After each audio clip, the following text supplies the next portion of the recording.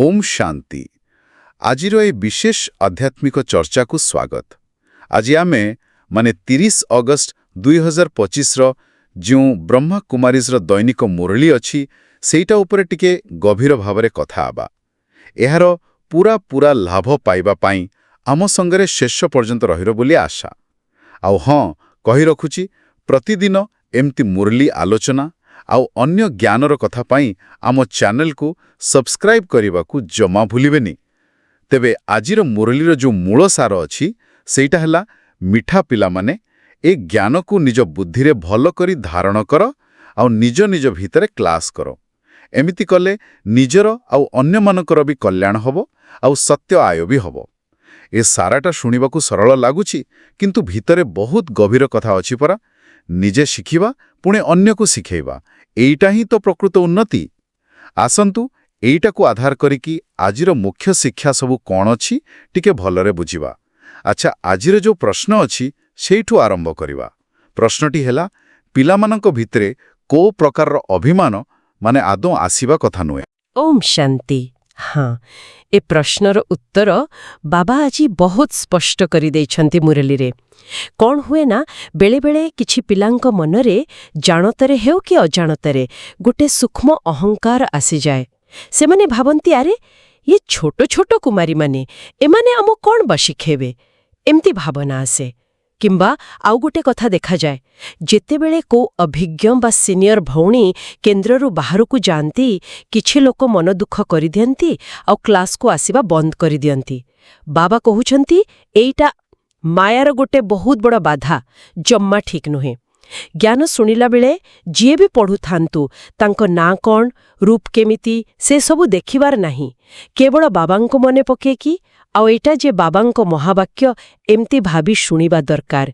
ए अभिमान आसीबा ही कथा नुहे। हाँ, एटा बहुत ही गुरुत्वपूर्ण कथा। आध्यात्मिक रास्तारे अहंकारटा ही तो सबुठु बड़ प्रतिबंधक। ज्ञान कोठु आसुछि सेटा मुख्य, किए माध्यम हेउछि सेटा गौण नय कि। आ मुरली रे एई कथा भी पूरा स्पष्ट करा जायछि जे ए ज्ञान दउथिबा पिता हेउछन्ति माने स्वयं परमपिता परमात्मा, हमर आध्यात्मिक पिता, शारीरिक पिता नुहंती। से हेउछन्ति सबु आत्मा मानकर जणे ही पिता। निश्चय, एकदम ठीक। आउ देखुंतु आमे एबे जो युगरे अछु सेटा होछि संगम युग, माने कଳି युगर शेष आउ सत्य युगर आरंभ। ए दुइटार मझिरे गोटे छोटो समय, किंतु एई समयटा एते महत्वपूर्ण काईकिना एई समय रे ही आमे पुरुषार्थ करिके सबुटु उच्च मनुष्य माने देवता पद पाई परिबा। भाबिले देखि केते बड़ कथा, केते खुशीर कथा। केवल परम पिता परमात्मा ही आमकु आम पतित आत्मा मानंकु पावन करी लक्ष्मी नारायणंक भଳି उच्च पद देई परिबे। देखंतु एई सृष्टि नाटकरे उच्च मध्यम नीच ए तीनी प्रकारर अवस्था तो आसे।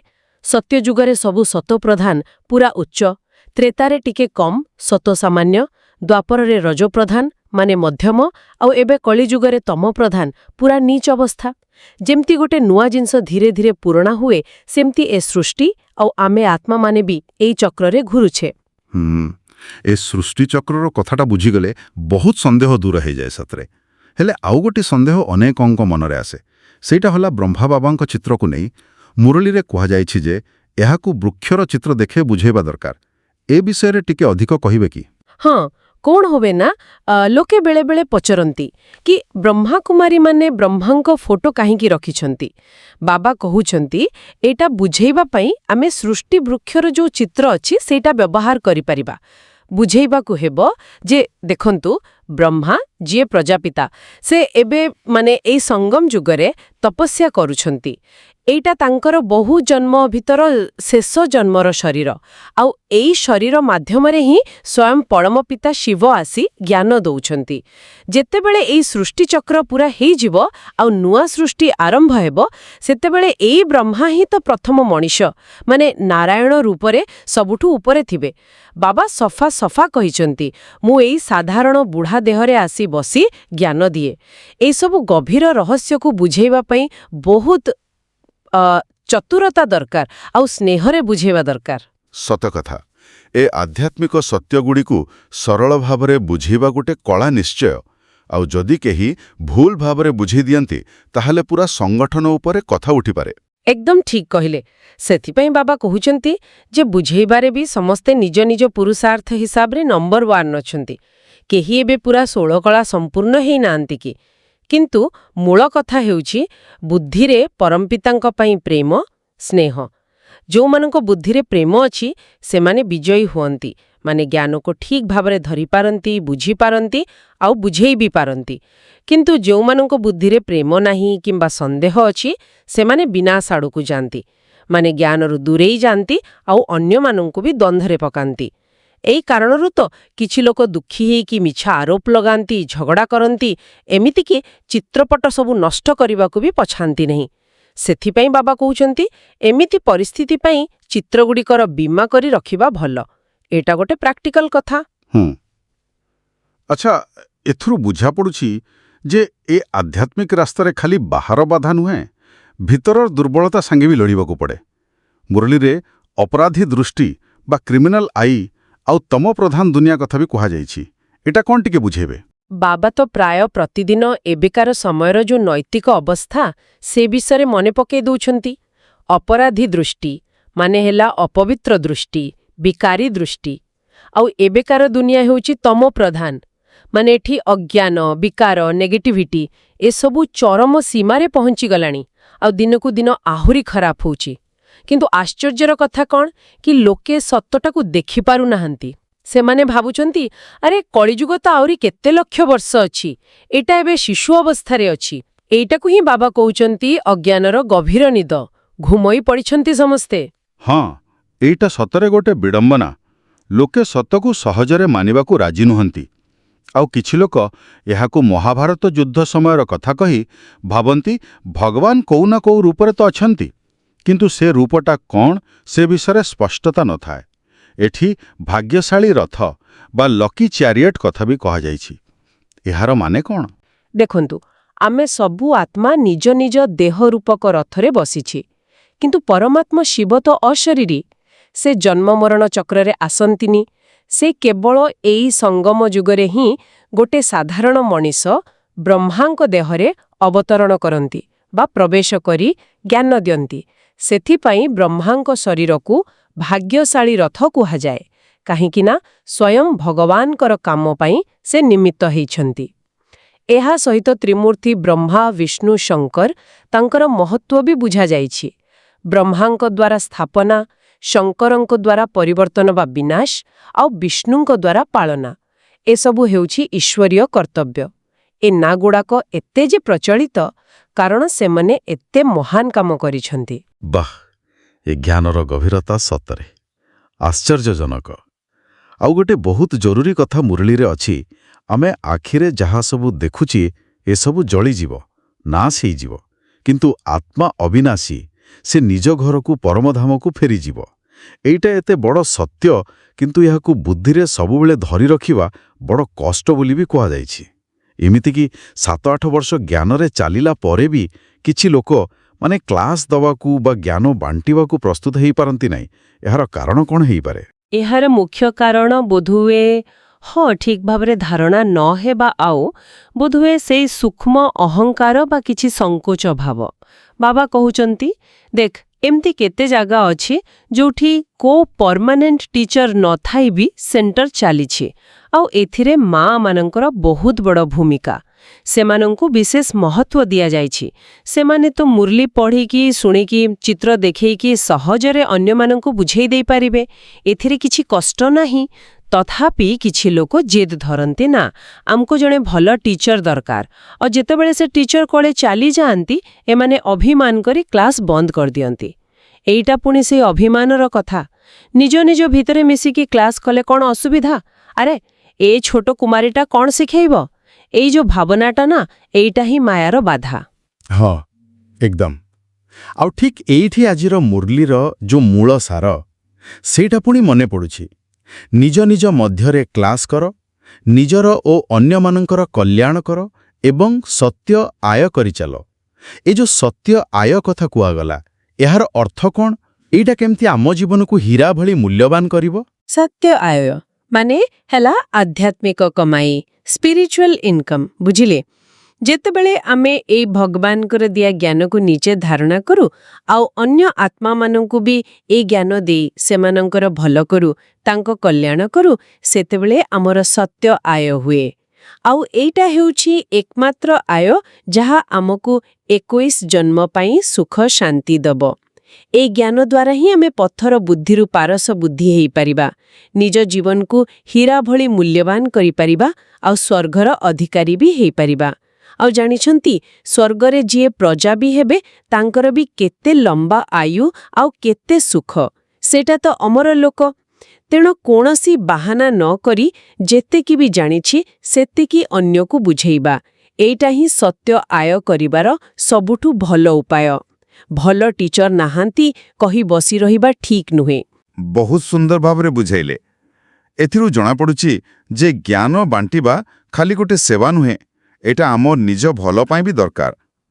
ତେବେ ମୁରଲି ଶୁଣିଲା ବେଳେ ସବୁଠୁ ଗୁରୁତ୍ୱପୂର୍ଣ୍ଣ କଥା କ'ଣ, ଯାହା ଉପରେ ବେଶୀ ଧ୍ୟାନ ଦେବାକୁ କୁହାଯାଇଛି? ସବୁଠୁ ଗୁରୁତ୍ୱପୂର୍ଣ୍ଣ କଥା ହେଲା ବୁଦ୍ଧିର ଯୋଗ, କନସେଣ୍ଟ୍ରେସନ।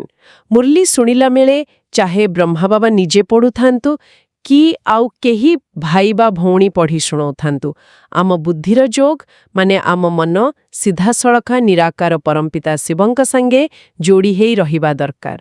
ସବୁବେଳେ ଏଇ ସ୍ମୃତି ରହିବା କଥା ଯେ ସ୍ୱୟଂ ଶିବ ବାବା ଏଇ ଶରୀର ମାଧ୍ୟମରେ ଆମକୁ ପଢ଼ଉଛନ୍ତି। ଏଇଟା ହିଁ ପ୍ରକୃତରେ ଶୁଣିବା। ଏଇଟାକୁ ହିଁ ବୋଧେ ସ୍ମରଣର ଯାତ୍ରା କହନ୍ତି, ନୁହେଁ କି? ମାନେ ସବୁବେଳେ ପରମପିତାଙ୍କୁ ମନେ ପକେଇ ରହିବା। କିନ୍ତୁ ଏଇଟା କେତେ ସହଜ କି କଷ୍ଟ? ହଁ, ଏଇଟା ହିଁ ସ୍ମରଣର ଯାତ୍ରା। ଯେତେବେଳେ ଆମେ ବୁଦ୍ଧିରେ ଧରିପାରୁଛେ ଯେ ଶିବ ବାବା ପରମ ଧାମରୁ ଆସି ଏଇ ରଥରେ ବସି ଆମକୁ ଜ୍ଞାନ ଶୁଣାଉଛନ୍ତି, ଏଇ ଚିନ୍ତନଟା ବି ସ୍ମରଣର ଗୋଟେ ଭାଗ।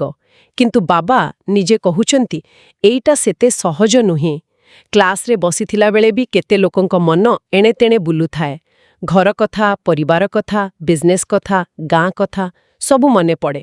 ମଧୁବନ ଭଳି ଜାଗାରେ ଶାନ୍ତ ବାତାବରଣରେ ହୁଏତ ଟିକେ ସହଜ ହେଇପାରେ, କିନ୍ତୁ ବାହାରେ ରହିକି ଏମିତି ଲଗାତାର ମନେ ପକାଇବା ପାଇଁ ବହୁତ ଚେଷ୍ଟା ଦରକାର, ପୁରୁଷାର୍ଥ ଦରକାର। ଆଉ ମୁରଳି ପଢ଼ୁଥିବା ଲୋକର ନାଁ ରୂପକୁ ଭୁଲିଯାଇ କେବଳ ଶିବ ବାବା କହୁଛନ୍ତି ବୋଲି ଭାବିବା, ଏଇଟା ବି ଗୋଟେ ଅଭ୍ୟାସ, ସ୍ମରଣର ଅଭ୍ୟାସ। ଆଚ୍ଛା, ଏଠି ଗୋଟେ ମଜା କଥା ସାମ୍ନାକୁ ଆସୁଛି। ଆମେ ଜାଣୁଛେ ଯେ ଶିବ ବାବାଙ୍କୁ ମନେ ପକାଇବା ଦରକାର, କିନ୍ତୁ ମାୟା ବା ଆମର ପୁରୁଣା ଅଭ୍ୟାସ ସଂସ୍କାର ସେଇଟା ଆମକୁ ସେମିତି କରିବାକୁ ଦଉନି, ଅନ୍ୟ କଥା ମନକୁ ଆସିଯାଉଛି। ତେବେ ଏହାର ସମାଧାନ କ'ଣ? ଏଟା ତ ସତ ଯେ ମାୟା ସବୁବେଳେ ଚେଷ୍ଟା କରୁଛି ଆମକୁ ବାବାଙ୍କ ସ୍ମୃତିରୁ ଦୂରେଇ ନେବା ପାଇଁ। ସେଥିପାଇଁ ତ ବାବା କହୁଛନ୍ତି ଯେ ସମସ୍ତେ ନିଜ ନିଜ ପୁରୁଷାର୍ଥ ହିସାବରେ ନମ୍ବର 1। ସମସ୍ତେ ତ ସମାନ ଭାବରେ ମନେ ପକାଇ ରହିପାରିବେନି। ସେ ଯେଉଁ 8 ଜଣଙ୍କ ବିଜୟୀ ମାଳା କଥା କୁହାଯାଏ, ସେଥିରେ ତ 8 ଜଣ ହିଁ ଯିବେ। ତେଣୁ ଏହାର ସମାଧାନ ହେଉଛି ନିରନ୍ତର ଆତ୍ମର ପରୀକ୍ଷଣ, ସେଲ୍ଫ ଚେକିଂ। ପ୍ରତିଦିନେ ନିଜକୁ ପଚାରିବା ଦରକାର, ମୋ ଭିତରେ କେତେ ଜ୍ଞାନ ଧାରଣ ହେଲାଣି? ମୁଁ କେତେ ସମୟ ଯୋଗରେ ବା ବାବାଙ୍କ ସ୍ମୃତିରେ ରହିପାରୁଛି? ମୋ ଭିତରେ ଦିବ୍ୟ ଗୁଣ ସବୁ ଆସୁଛି କି? ମାନେ ପବିତ୍ରତା, ଶାନ୍ତି, ପ୍ରେମ, ଆନନ୍ଦ, ଜ୍ଞାନ, ଶକ୍ତି, ସୁଖ ଏସବୁ ଧାରଣ ହେଉଛି କି? ମୋ ଭିତରେ କୋଉ ଦୁର୍ବଳତା ବା ଅବଗୁଣ ନାହିଁ ତ? ଯେମିତିକି କାମ, କ୍ରୋଧ, ଲୋଭ, ମୋହ, ଅହଙ୍କାର ଏସବୁ ନାହିଁ ତ? ମୁଁ ମାୟା କଥାରେ ପଡ଼ିକି କୋଉ ପାପକର୍ମ କରିଦଉନି ତ? ଆଉ ବିଶେଷ କରି ଲୋଭର ଭୂତ କଥା ବାବା କହିଛନ୍ତି, ସେଥିପ୍ରତି ସତର୍କ ରହିବାକୁ ହେବ। ଲୋଭର ଭୂତ ଏଟା କେମିତି ପ୍ରଭାବ ପକାଏ କି? ହଁ, କିଛି ଲୋକ ଅଛନ୍ତି ଯେଉଁମାନେ ଖାଇବା ପିଇବା ପଛରେ ଏତେ ପଡ଼ିଯାଆନ୍ତି ଯେ ତାଙ୍କର ଧ୍ୟାନ ସବୁବେଳେ ସେଇଆଡ଼କୁ ଥାଏ। ବାବା କହୁଛନ୍ତି ଏଇଟା ବି ଗୋଟେ ପ୍ରକାର ଲୋଭ। ଖାଦ୍ୟପେୟରେ ବି ଶୃଙ୍ଖଳା ଓ ସଂଯମ ଦରକାର। ଆଧ୍ୟାତ୍ମିକ ଉନ୍ନତି ପାଇଁ ଦେହଟାକୁ ସୁସ୍ଥ ରଖିବା ଯେତିକି ଜରୁରୀ, ଇନ୍ଦ୍ରିୟକୁ ଜିତିବା ବି ସେତିକି ଜରୁରୀ। ଏହା ସାଙ୍ଗକୁ ବାବା ତ ମାମାନଙ୍କୁ ସବୁବେଳେ ଆଗରେ ରଖିଛନ୍ତି। କୁହାଯାଏ ନା, ଭାରତ ଶିବ ଶକ୍ତି ମାତାଙ୍କର ଜୟ। ଆଉ କୁହାଯାଇଛି ନିଜକୁ ଆତ୍ମା ଭାବି ବାପାଙ୍କୁ ମନେ ପକେଇବା ଆଉ ସ୍ୱଦର୍ଶନ ଚକ୍ର ଫେରାଇବା। ସ୍ୱଦର୍ଶନ ଚକ୍ର, ଏଇଟା ତ ସାଧାରଣତଃ ଆମେ ଭଗବାନ ବିଷ୍ଣୁଙ୍କ ସହିତ ଯୋଡ଼ିଥାଉ। ଏଠି ଆର ମାନେ କ'ଣ? ହଁ, ଏଠି ସ୍ୱଦର୍ଶନ ଚକ୍ରର ଅର୍ଥ ହେଲା ସ୍ୱଦର୍ଶନର ଚକ୍ର। ମାନେ ନିଜକୁ ଦେଖିବା, ନିଜକୁ ଆତ୍ମା ରୂପରେ ଜାଣିବା ଆଉ ଆମର ଯେଉଁ 84 ଜନ୍ମର ପୁରା ଚକ୍ର ଅଛି ସେଇଟାକୁ ବୁଦ୍ଧିରେ ଫେରାଇବା। ଆମେ ବ୍ରାହ୍ମଣମାନେ ଯେଉଁମାନେ ବ୍ରହ୍ମାଙ୍କ ମୁଖ ବଂଶାବଳୀ ଆଉ ଏବେ ସଙ୍ଗମ ଯୁଗରେ ଭଗବାନଙ୍କଠୁ ଜ୍ଞାନ ନଉଛୁ ଆମେ ହିଁ ପ୍ରକୃତରେ ସ୍ୱଦର୍ଶନ ଚକ୍ରଧାରୀ। କାରଣ ଆମେ ଆତ୍ମା, ପରମାତ୍ମା ଆଉ ଏ ସୃଷ୍ଟି ଚକ୍ରର ଆଦି ମଧ୍ୟ ଅନ୍ତ ସବୁ ଜ୍ଞାନକୁ ଜାଣିଛୁ। ଏଇ ଜ୍ଞାନଟା ଆମ ବୁଦ୍ଧିରେ ସବୁବେଳେ ଚାଲୁ ରହିବା ଦରକାର। ଓହୋ, ଆଚ୍ଛା, ଏତେ ଗଭୀର ଅର୍ଥ ଏହାର। ସେଥିପାଇଁ ବୋଧେ କୁହାଯାଇଛି ଯେ ନୂଆ ଲୋକଙ୍କୁ ହଠାତ୍ ଏତେ ଗଭୀର କଥା କହିବା ଠିକ୍ ନୁହେଁ। ସେମାନେ ହୁଏତ ବୁଝି ନ ପାରି ଦ୍ୱନ୍ଦ୍ୱରେ ପଡ଼ିଯାଇପାରନ୍ତି। ଏକଦମ ଠିକ୍ କଥା। ଯଦି କେହି ନୂଆ ଲୋକ ଆସି ହଠାତ୍ ଶୁଣିବ ଯେ ଆମେ ନିଜକୁ ସଦର୍ଶନ ଚକ୍ରଧାରୀ କହୁଛୁ, ସେ ତ ଭାବିବ ଏମାନେ କ'ଣ କହୁଛନ୍ତି, ଏଇଟା ତ ବିଷ୍ଣୁଙ୍କର ଅସ୍ତ୍ର। ସେଥିପାଇଁ ଧୀରେ ଧୀରେ ଷ୍ଟେପ୍ ବାଇ ଷ୍ଟେପ୍ ଜ୍ଞାନ ଦେବାକୁ କୁହାଯାଇଛି। ଏଇଟା ତ ଅନ୍ୟ ସାଧାରଣ ସତ୍ସଙ୍ଗ ଭଳି ନୁହେଁ ଯେ ଯିଏ ଚାହିଁଲା ଆସି ବସି ପଡ଼ିଲା। ଏଠି ତ ଗୋଟେ ପାଠପଢ଼ା ଚାଲିଛି, ଗୋଟେ ସ୍ପିରିଚୁଆଲ ୟୁନିଭର୍ସିଟି। ଯେଉଁମାନେ ଏ ଭଗବତ୍ ଜ୍ଞାନକୁ ଠିକ୍ ଭାବେ ବୁଝିବେନି ସେମାନେ ଅସନ୍ତୁଷ୍ଟ ହେଇପାରନ୍ତି। ଠିକ୍। ତେବେ ଏଇ ଯୋଉ ଜ୍ଞାନ ମାର୍ଗ ଆଉ ଦୈବୀ ରାଜ୍ୟ ସ୍ଥାପନାର ପ୍ରକ୍ରିୟା, ଏ ବିଷୟରେ ଆଉ କ'ଣ କୁହାଯାଇଛି? ଗୋଟେ ମୁଖ୍ୟ କଥା ହେଲା ଏ ଯୋଉ ଦୈବୀ ରାଜ୍ୟ ସ୍ଥାପନା ହଉଛି, ଏଥିରେ କୋଉ ପ୍ରକାରର ହିଂସାର ଜାଗା ନାହିଁ, ବିଲକୁଲ ନାହିଁ। ନା ଶରୀରରେ କାହାକୁ ମାରିବା ପିଟିବା, ନା ସେ କାମ କଟାରୀ ବା ବିକାରର ଯୋଉ ସୂକ୍ଷ୍ମ ହିଂସା, ସେଇଟା ବି ନାହିଁ। ଏଇଟା ପୂରାପୂରି ଯୋଗବଳ ଆଉ ଜ୍ଞାନ ବଳରେ ହଉଛି। ଯେମିତି ଲଣ୍ଡ୍ରିରେ ମଇଳା ଲୁଗା ସଫା ହୁଏ, ସେମିତି ପରମାତ୍ମା ଧୋବା ହେଇ ଆମ ଆତ୍ମାରୂପକ ମଇଳା ଲୁଗାକୁ ଜ୍ଞାନ ଆଉ ଯୋଗରେ ସଫା କରୁଛନ୍ତି, ପବିତ୍ର କରୁଛନ୍ତି। ସେ ଆମକୁ ଅଜ୍ଞାନର ଘନ ଅନ୍ଧାରରୁ କାଢ଼ି ଜ୍ଞାନର ଆଲୋକକୁ ଆଣୁଛନ୍ତି। ବାଃ! ତେବେ ଏସବୁ ଆଲୋଚନାରୁ ଆମେ କ'ଣ ଶିଖିଲେ? ଆମ ପାଇଁ ମୁଖ୍ୟ ନିଷ୍କର୍ଷ କ'ଣ? ଦେଖନ୍ତୁ, ସବୁଠୁ ବଡ଼ କଥା ହେଲା ସ୍ୱୟଂ ଭଗବାନ ଆମକୁ ଟିଚର ହିଁ ମିଳୁଛନ୍ତି। ଆଉ ସେ ଆମକୁ ପଢ଼େଇକି 21 ଜନ୍ମ ପାଇଁ ସ୍ୱର୍ଗର ବାଦଶାହୀ ଦଉଛନ୍ତି, ପୁରା ଦୁନିଆର ମାଲିକ କରୁଛନ୍ତି। ଏହାଠୁ ବଡ଼ ସୌଭାଗ୍ୟ ଆଉ କ'ଣ ହେଇପାରେ? ଏମିତି ପାଠପଢ଼ାକୁ କେବେ ବି ଛାଡ଼ିବା, ସେଇଟା ତ ମହାମୂର୍ଖାମି ହବ। କିଛି ଲୋକ ଅଛନ୍ତି ଆଗରୁ ବାବା ବାବା କହୁଥିବେ, କିନ୍ତୁ ପରେ ପଢ଼ା ବନ୍ଦ କରିଦିଅନ୍ତି। ମାୟା ପ୍ରଭାବରେ ଆସି ବାବାଙ୍କଠୁ ମୁହଁ ମୋଡ଼ି ନିଅନ୍ତି। କିନ୍ତୁ ମୁରଲୀରେ ଗୋଟେ ଗୀତର ଲାଇନ୍ ମନେ ପକେଇ ଦିଆଯାଇଛି, ତୁମେ ଭଲ ପାଅ ବା ପ୍ରତ୍ୟାଖ୍ୟାନ କର, ମୁଁ ତୁମ ଦ୍ୱାର କେବେ ଛାଡ଼ିବି ନାହିଁ। ଏମିତି ପକ୍କା ନିଶ୍ଚୟ ରହିବା ଦରକାର। ଏହି ନିଷ୍ଠାଟା ବଜାୟ ରଖିବା ପାଇଁ ଆଉ କ'ଣ ଦରକାର? ଦିବ୍ୟ ଗୁଣ ଧାରଣ କରିବା, ଏଟା ବହୁତ ଜରୁରୀ। ଯେତେ ବି ବାଧା ଆସୁ, ଯେତେ ବି ବିଘ୍ନ ଆସୁ, ଧୈର୍ଯ୍ୟ ଧରି ସାହସ କରି ସାମ୍ନା କରିବାକୁ ପଡ଼ିବ। ଆଉ ବାପାଙ୍କଠୁ ନିଜର ଅଧିକାର, ଯୋଉ ବାପ୍ତି ବା ଉତ୍ତରାଧିକାର, ସେଇଟା ନିଶ୍ଚୟ ନେବାକୁ ହେବ। ବିଶ୍ୱାସ ହିଁ ବିଜୟର ମୂଳ। ଯଦି ମନରେ ଟିକେ ବି ସନ୍ଦେହ ଆସିଲା, ସଂଶୟ ଆସିଲା, ତାହେଲେ ବିନାଶ ନିଶ୍ଚିତ। ମାନେ ଆମେ ଉଚ୍ଚ ପଦ ପାଇପାରିବା ନାହିଁ, ପଦ କମିଯିବ।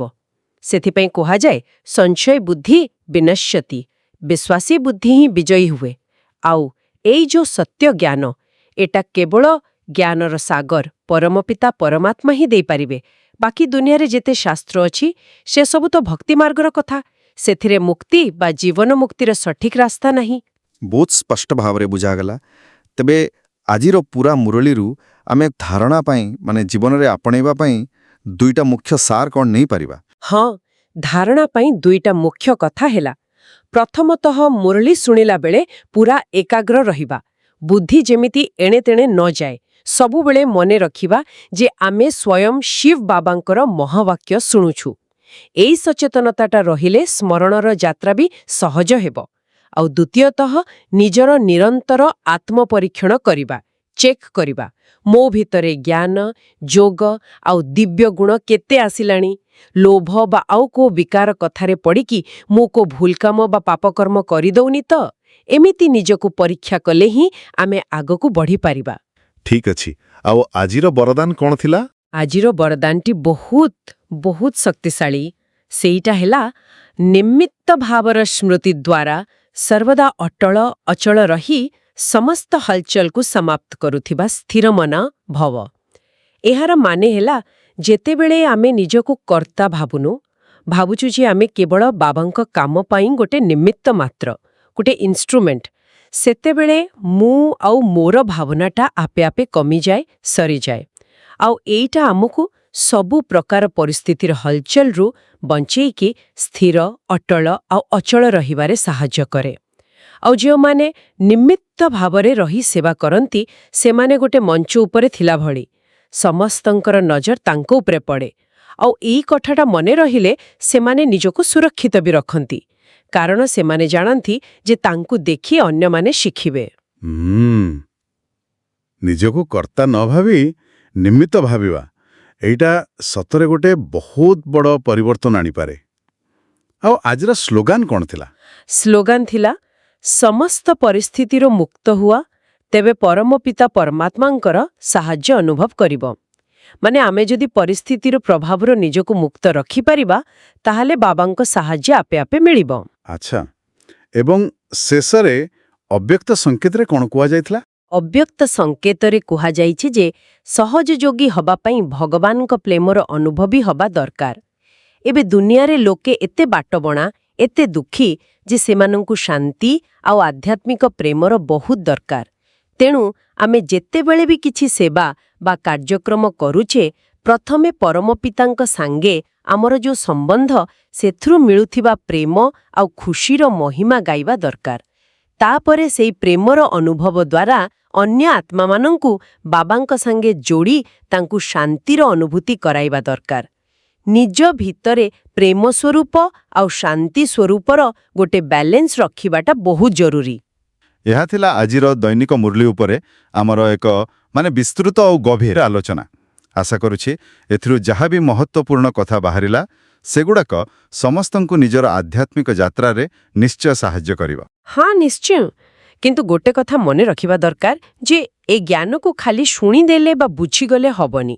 ପ୍ରକୃତ ଲାଭ ସେତେବେଳେ ମିଳିବ ଯେତେବେଳେ ଆମେ ଏହାକୁ ବୁଦ୍ଧିରେ ଧରିକି ନିଜ ଜୀବନରେ କାମରେ ଲଗେଇବା, ନିଜକୁ ସବୁବେଳେ ପରୀକ୍ଷା କରିବା ଆଉ ସେ ଦିବ୍ୟ ଗୁଣଗୁଡ଼ିକୁ ନିଜ ସ୍ୱଭାବ, ନିଜ ସଂସ୍କାରରେ ପରିଣତ କରିବା। ଏଇଟା ହିଁ ହେଉଛି ପ୍ରକୃତ ପୁରୁଷାର୍ଥ। ଠିକ୍ କହିଲେ। ଆଉ ଶେଷରେ ସମସ୍ତଙ୍କ ପାଇଁ ଗୋଟେ ଚିନ୍ତା କରିବାକୁ ବିଷୟ ଛାଡ଼ି ଯାଉଛୁ। ଯେତେବେଳେ ଆମେ ନିଜକୁ କେବଳ ଏଇ ହାଡ଼ମାଂସକ ଶରୀର ନ ଭାବି ଗୋଟେ ଚେତନା ଆତ୍ମା ବୋଲି ଭାବିବା ଆଉ ପ୍ରତିଟି କାମ ପରମପିତା ପରମାତ୍ମାଙ୍କୁ ମନେ ପକେଇକି କରିବା, ସେତେବେଳେ ଆମର ସାଧାରଣ ଦିନଚର୍ଯ୍ୟାର କାମ ଯେମିତି ଚାଲିବା, ଖାଇବା, କଥା କହିବା, ସେସବୁ ବି କେମିତି ଗୋଟେ ଗଭୀର ଆଧ୍ୟାତ୍ମିକ ଅଭ୍ୟାସ ବା ଯୋଗ ହୋଇପାରିବ, ଏ ବିଷୟରେ ଟିକେ ଭାବିବା ଦରକାର।